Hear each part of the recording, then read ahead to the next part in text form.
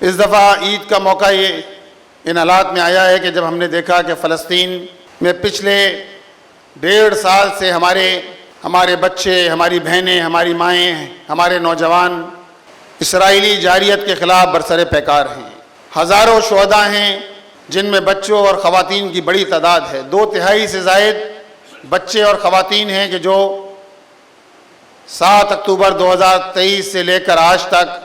جن کی شہادتیں ہوئی ہیں۔ ایک طرف اسرائیل اور اس کے پشت پناہ امریکہ، مغرب اور وہ ساری قوتیں موجود ہیں، اس کے ہمنوا وہ حکمران موجود ہیں جو مسلم دنیا کے اندر بھی موجود ہیں، لیکن آفرین ہے غزہ کے بچوں پر، غزہ کی خواتین، وہاں کی مائیں بہنیں، وہاں کے بزرگ، وہاں کے نوجوان، کہ جنہوں نے اللہ کے سہارے کے بدولت اس ظلم کا مقابلہ کیا ہے اور پوری مسلم دنیا کے حکمرانوں کو یہ بات باور کرائی ہے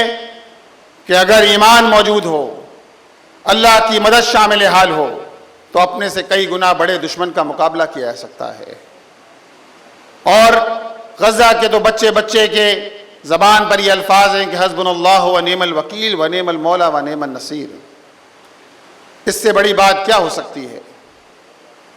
لیکن شرم کا مقام ہے 57 اسلامی ممالک کے حکمرانوں کو نہیں ہے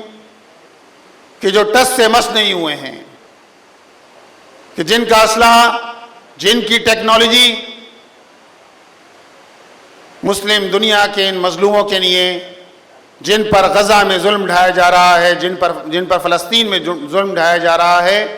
ان کے لیے کارگر نہیں ہے۔ ہم اگر کچھ کر سکتے ہیں تو یہی کر سکتے ہیں کہ اپنے فلسطینی بھائیوں کے لیے جہاں ان کی مالی امداد کے لیے فنڈ جمع کریں، وہیں ان کے حق میں آواز بلند کریں، اپنے احتجاج کے ذریعے، اپنی ریلیوں کے ذریعے، اپنے مظاہروں کے ذریعے جو فرض وہ ادا کر رہے ہیں قبلہ اول کے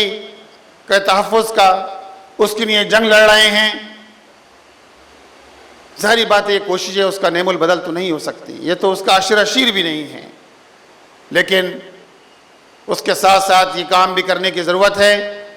کہ ہم صہیونی مصنوعات کا بائیکاٹ کے عمل کو جاری رکھیں۔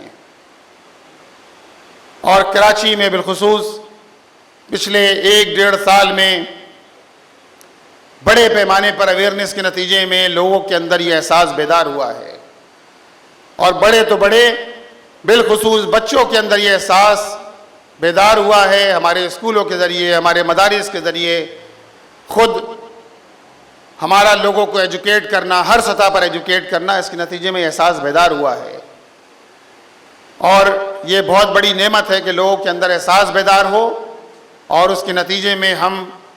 صہیونی مصنوعات کا بائیکاٹ جاری رکھیں، بلکہ اس عمل کو ہم تیز کریں۔